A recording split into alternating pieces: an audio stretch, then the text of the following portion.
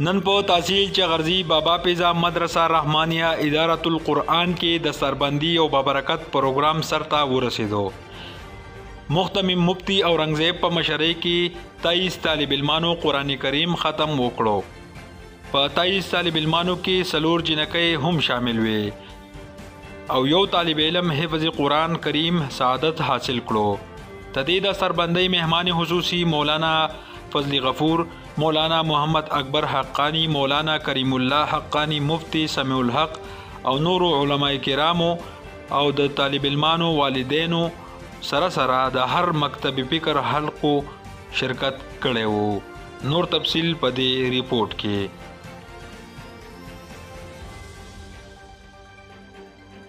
آپ مہمان نہیں رونق محفل ہے، آپ مہمان نہیں رونق محفل ہے، مدت و یاد رہے گا کہ گویا ہے. باس کا دغماس کو منگل ناسوی حس پرواہ نشتہ، باس کا دغماس کو منگل ناسوی حس پرواہ نشتہ، منگ دزرب وقو باتوران ورتصادری دی. انتہائی واجب الاحترام قابل ست تقریب محترم و مکرم زمان تمام راتن کو ملمنو.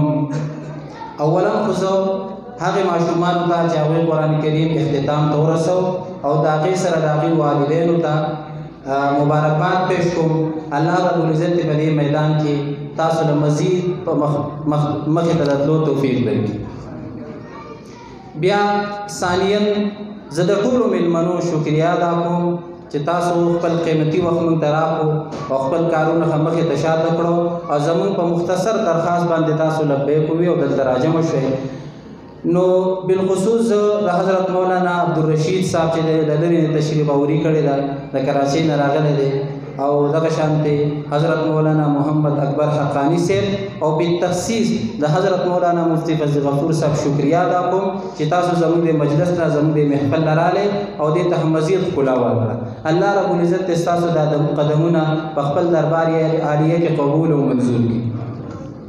او د دې نه علاوه څومره میلمانه چې دي ټول چې د هغه شکریا ادا کوم چې تاسو راغلي یې او دې محفل کې تاسو څه واورېده. الله دې د عمل کولو توفیق راکړي. نو انشاءالله اخر کې به بیا اعلان کېږي، مفتی سے بیان دی، نو ټول په توجه سره هغې ته غوږ کېږدئ، موبایل چې دی هغه خپلې بندې کړئ، تګ راتګ بار ته تله راتله بند کړئ. مده خدای چې ډېر بخښونکی او مهربانه دی.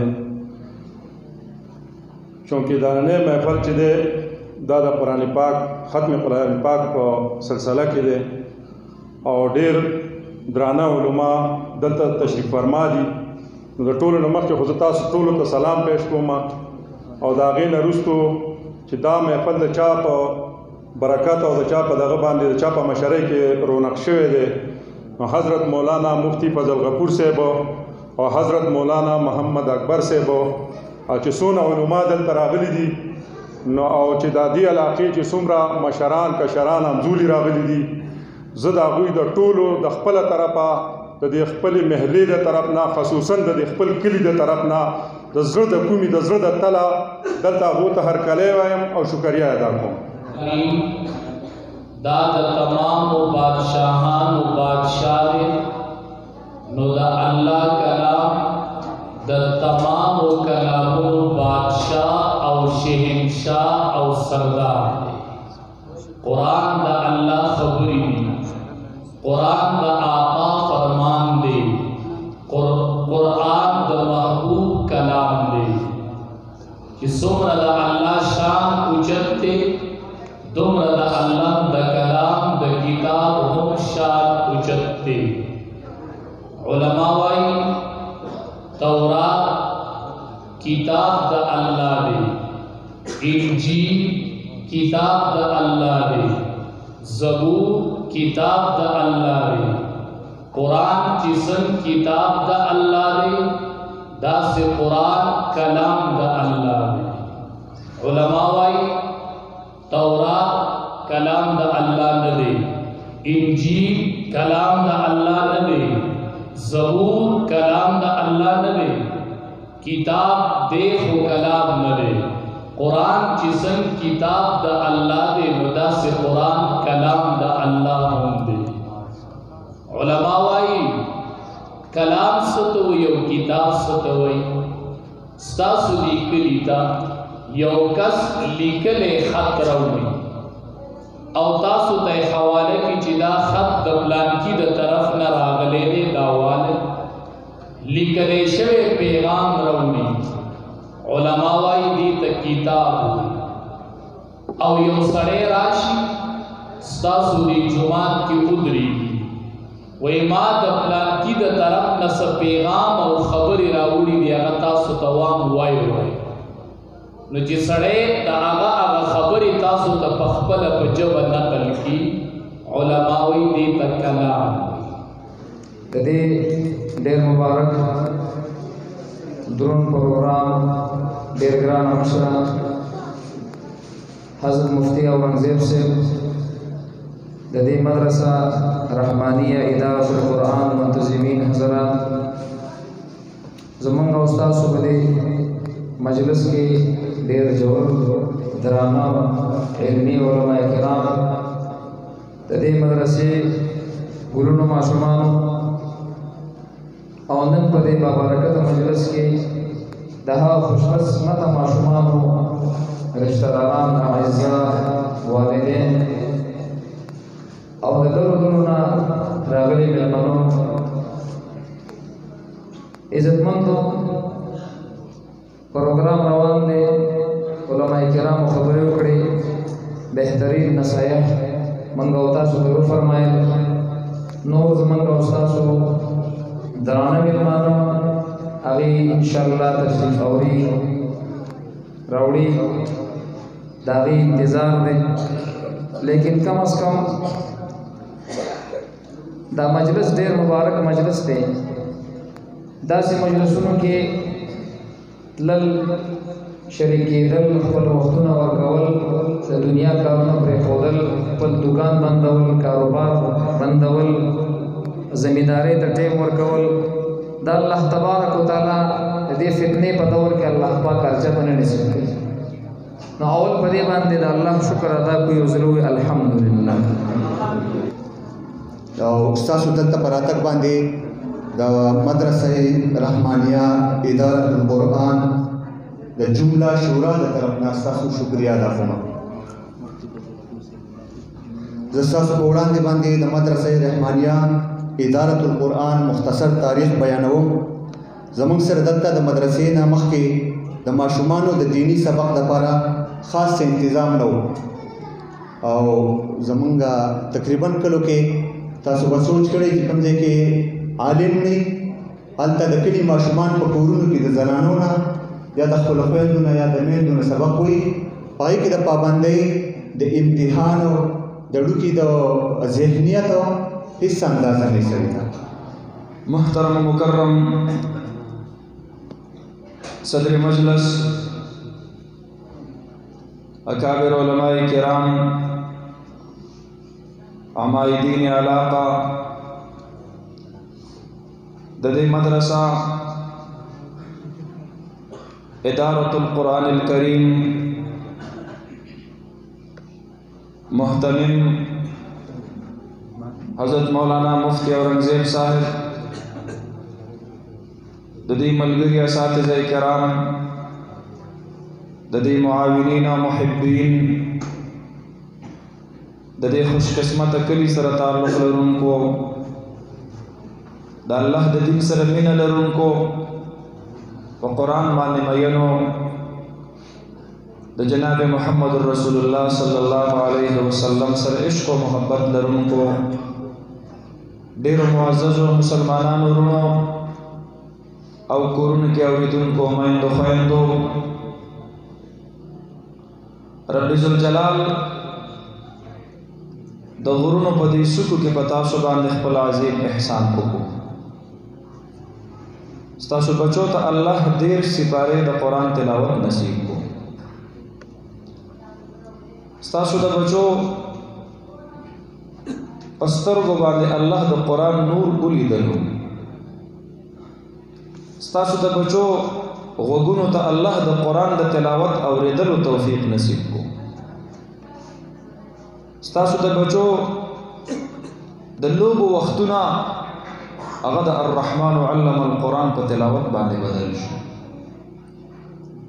ستاسو د بچو په غاړه کې الله د زندګۍ د خوشحالۍ وړاندې هار د قرآن هار ورواچو. ستاسو د بچو په سر باندې په دې معصوموالي د مدینې د جانان سنت پګړۍ کې خودلې شو. ستاسو بچي په دې معصوموالي هغوی دلته با جماعت په تکبیر اولا سره منځونه وکړل. ستاسو د بچو تندي الله رب العالمین خپل ځان ته په سجدو باندې آباد کړل. حدیث مبارک کې راځي د عرش په سوري باندې به الله رب العالمین بعض خلقو ته خصوصي بلنه ورکوي. هغې کې به یو هغه کس وي شاب نشأ فی عبادت الله تعالی، هغه ځوان چې د خپلې ځوانۍ آغاز او پالنه ابتدا یې د الله د عبادت نه کړې ده. کوم معصوم بچی چې په دینی مدرسه کې سبق وایي، دی د قرآن ناظرہ تلاوت کوي، دی د قرآن حفظ کوي، دی مزګزاره وي، دی قرآن خوانه وي، نو حدیث مبارک کې راځي رب ذوالجلال به د خپل عرش د یخ سوري د لاندې هغې ځوانانو ته ځای ورکوي د محشر په میدان کې. زما محترمو، دا خو د دنیا خوشحالي ده، آغاز یې صرف خوشو.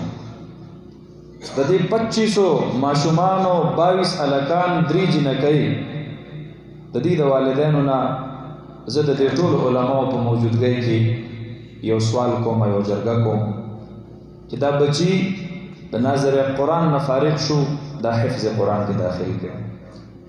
دا زه ستاسو د خیر خبره کوم او ستاسو د خوشحالۍ خبره کوم. نن پتا خوشحالي ده چې بچی د حافظ شو، د قیامت په ورځ باندې نن د په بچی خوشحالي ده او د قیامت په ورځ باندې په پتا او په بچی په دواړو باندې الله خوشحالي نصیب کړي. حدیث مبارک کې راځي د محشر میدان دی، خلق په بربند را پاسي د خپلو قبرونو، انکم تحشرون یوم القیامة حفاة، خپیه بلې خپې عراتا بربند غرلا ناسونتا، دا ټول خلق به د محشر میدان ته راجمع شي. حضرت عائشہ تپوس کوي الرجال والنساء ينظر بعضهم الى بعض یا رسول الله، الله محبوب نارینه او زنانه بې کپړو نه دا خو یو بل عورتونه ښکارېږي. جناب نبی کریم صلی الله علیه وسلم ته فرمایي یا عائشہ الامر اشد، دغه ورځ ډېره سخته ده. الامر اهم من ان ينظر بعضهم الى بعض، هر سړی به په خپل ځان کې داسې فکرمند وي جرأت به نشي کولی بل چا ته سترګې مخامخ کړي، دا سترګې به بدل شي. یوم یفر المرء من اخیه، کوم ورور دپاره دلته موږ مرګ کوو، هغه ورور نه لرې نه وپېژنې، دی به ترې سیټ ته روان شي، هسې نه دی راله نیکۍ ونه غواړي. و امه، مور نه به بچی تښتي، مور نه بچی تښتي، دا سترګې به ناشنا شي، د ده به په مور څه پروا نه وي، په مور به یې څه کار نه وي. هغه مور چې عمر له په ده خفه شوې ده، د قیامت په ورځ به د بچي سترګې بدل وي.